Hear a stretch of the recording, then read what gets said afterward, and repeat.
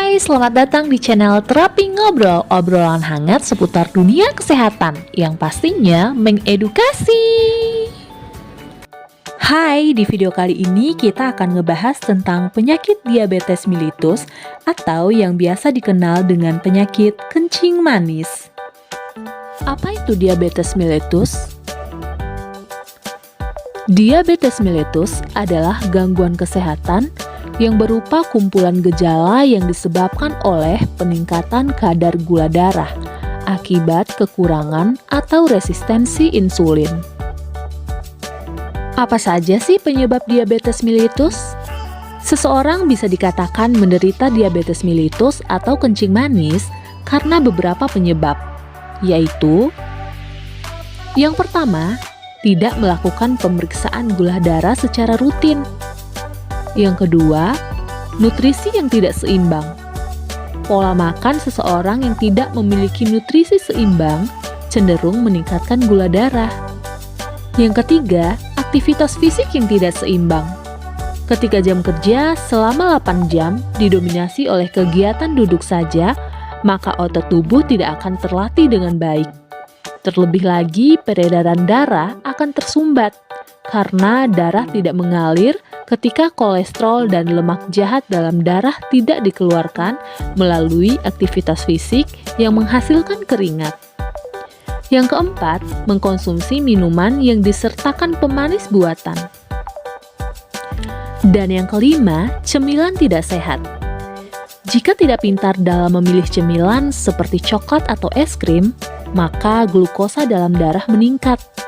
Pilihlah dengan pintar cemilan yang menyehatkan bagi aliran darah, seperti buah, sayur, atau biji-bijian.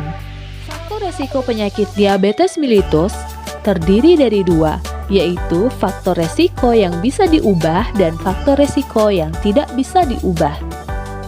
Faktor resiko yang bisa diubah diantaranya kegemukan, riwayat penyakit jantung, hipertensi atau tekanan darah tinggi, kurang aktivitas fisik, dislipidemia, dan diet tidak seimbang.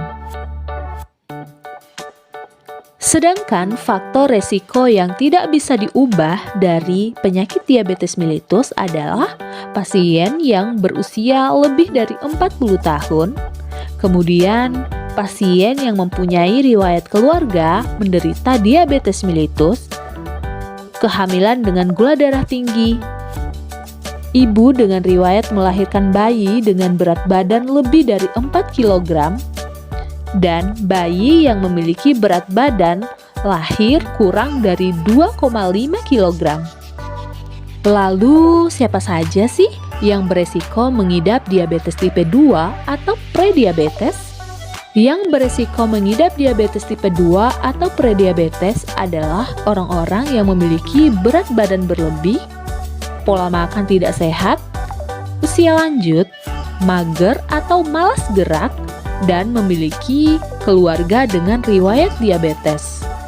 Tanda dan gejala diabetes mellitus: sering buang air kecil, sering haus, banyak makan atau mudah lapar, penglihatan kabur, kelelahan dan kelemahan, glukosuria, peningkatan kadar glukosa darah melebihi ambang batas ginjal yaitu 180 mg/dl dapat menyebabkan terjadinya peningkatan tekanan sehingga glukosa tidak ikut keluar melalui urin yang dapat menyebabkan terjadinya dehidrasi.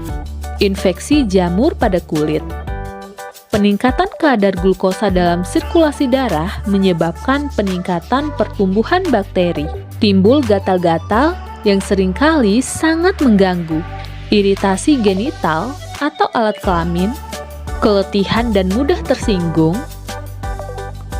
penyembuhan lambat, penurunan berat badan tanpa sebab yang jelas, kesemutan pada tangan atau kaki, dan yang terakhir, koordinasi gerak anggota tubuh terganggu. 3 cara menentukan penyakit diabetes mellitus atau kencing manis.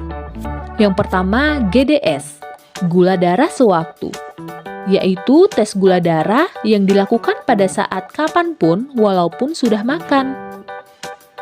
Jika hasil menunjukkan lebih dari 200 mg per dl, maka sudah pasti orang tersebut menderita gula darah atau kencing manis.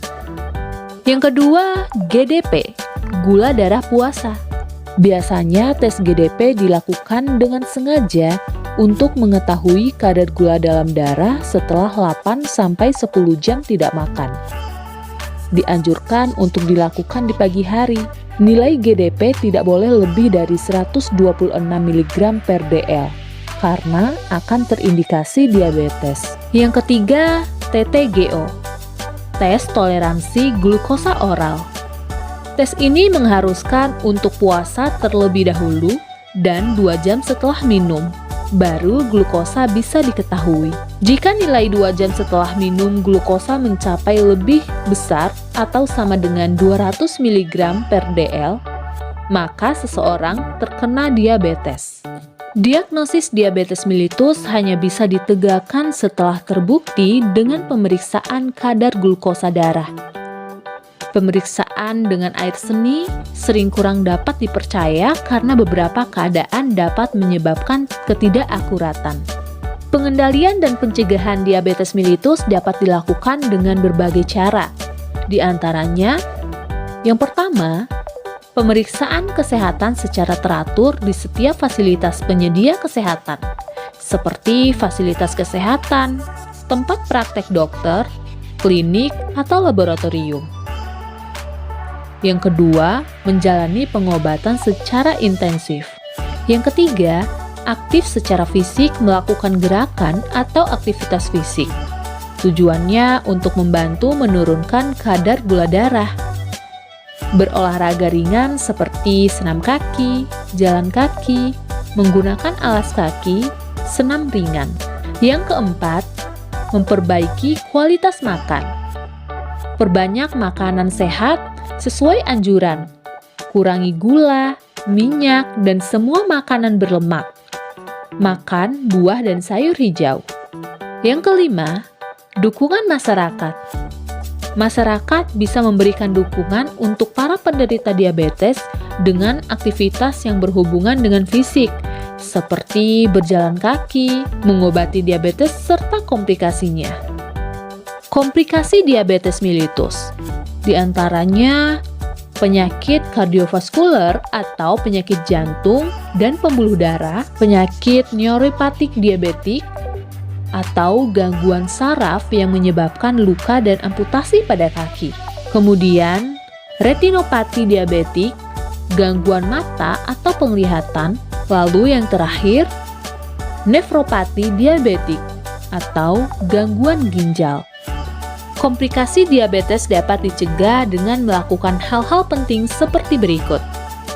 Yang pertama, minum obat secara teratur sesuai anjuran dokter atau petugas kesehatan. Yang kedua, jaga kadar gula darah. Tes rutin kadar gula darah dan check up. Yang ketiga, makan sehat. Memperbanyak konsumsi sayur dan buah, kurangi lemak, gula, dan makanan asin. Yang keempat, beraktivitas fisik secara teratur. Yang kelima, waspada infeksi kulit dan gangguan kulit.